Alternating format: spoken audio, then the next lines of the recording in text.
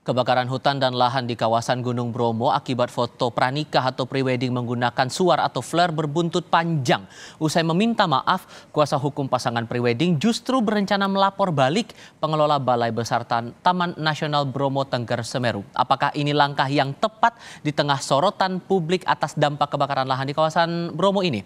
Kita akan mengulasnya nanti bersama dengan kuasa hukum pasangan prewedding Mustaji yang kami masih upayakan untuk bisa bergabung bersama kami dalam diskusi.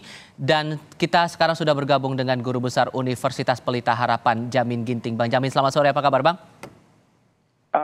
Selamat sore, Tifal. Terima kasih sudah bergabung bersama kami. Sekali lagi kami masih menunggu kehadiran dari penasihat hukum dari pasangan pengantin yang sudah bersedia sebelumnya untuk bergabung berdiskusi bersama kami kali ini. Sampai saat ini kami masih berupaya untuk menghubungi kuasa hukum yang bersangkutan. Tapi saya minta perspektif dari Anda dulu, Bang Jamin. Dengan melaporkan balik ini, langkah yang tepat tidak menurut Anda?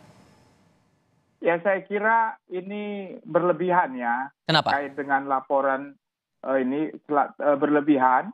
Kenapa? Karena memang kalau konteksnya dikatakan tidak adanya persiapan yang dilakukan dalam rangka petugas keamanan kebakaran di sini ya, terkait dengan kebakaran terjadi, itu satu sisi. Tetapi di sisi lain adalah ini peruntukannya apakah untuk kegiatan prewedding dan diperbolehkan tidak untuk prewedding dengan menggunakan flare yang digunakan itu, apalagi dalam kondisi kemarau begitu.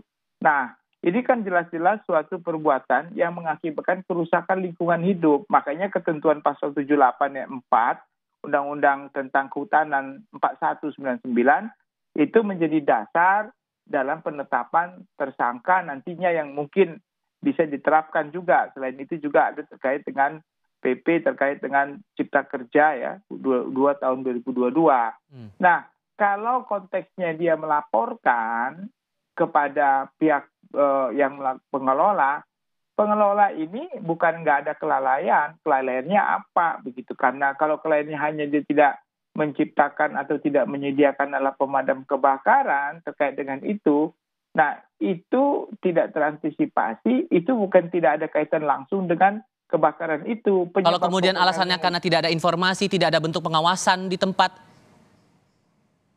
Oh iya, jadi tentu kalimat itu adalah administratif, bukan pidana, begitu loh. Jadi bukan karena dia tidak menggunakan itu yang mengakibatkan kebakaran, atau kebakaran itu menjadi meluas karena dia tidak mampu untuk melakukan upaya untuk pemadaman tersebut, begitu. Nah, ini suatu sisi yang berbeda dari niatnya itu.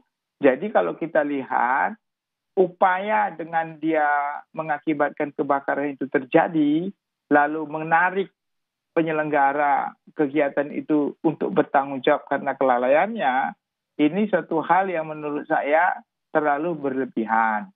Meskipun kemudian itu juga menjadi hak bagi pihak manapun kemudian untuk melapor ke polisi.